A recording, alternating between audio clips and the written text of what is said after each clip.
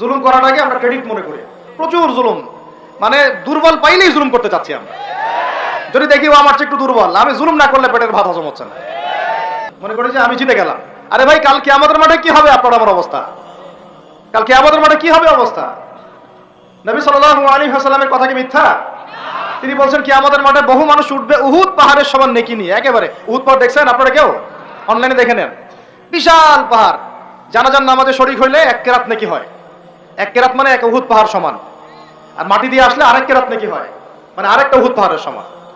উহুদ পাহাড়ের সমান আরো উঁচু উঁচু নামাজের নেকি, জাকাতের নেকি, হজের নেকি, ওমরার নেকি নিয়ে উঠবে বহু মানুষ। আমরাই হয়তো বা তার, আল্লাহ পাক আমাদেরকে মাফ করুন। আমি ওঠার পরে বহু মানুষ সামনে দাঁড়ায় থাকবে।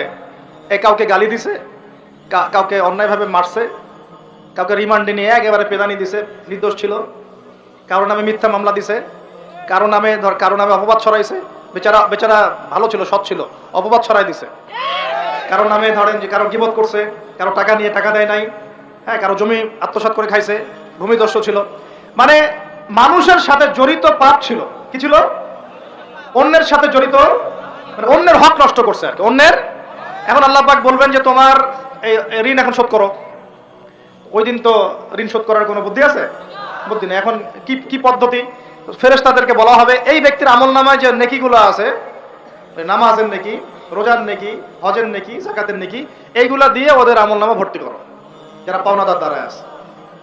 ভর্তি করতে করতে করতে করতে এক সময় দেখা যাবে এই ব্যক্তির আমলনামা ফাঁকা হয়ে যাবে। তখন কি হবে? ফেরেশতাদেরকে বলা হবে ওই যে যারা ভুক্তভোগী, ওদের আমলনামা থেকে গুনাহ নিয়ে এই ব্যক্তির আমলনামায় ঢাল। নাউজুবিল্লাহ। এরপরে ওই ব্যক্তিগুলো দেখা যাবে জান্নাতে চলে গেছে, মাজলুম ছিল পৃথিবীতে, ওই দিন সফল হয়ে গেছে, জান্নাতে চলে গেছে।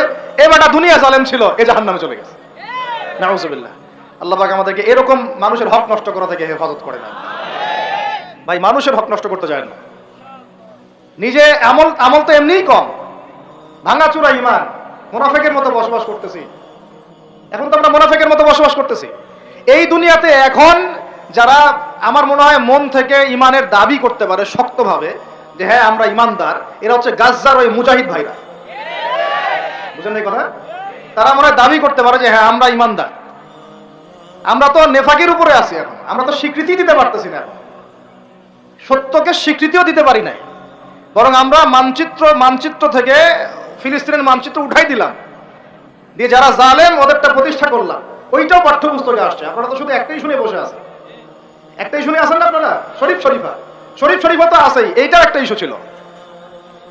আল্লাহ পাক আমাদেরকে চোখ খুলুন, আল্লাহ পাক আমাদের চোখ খোলার তৌফিক দান করেন।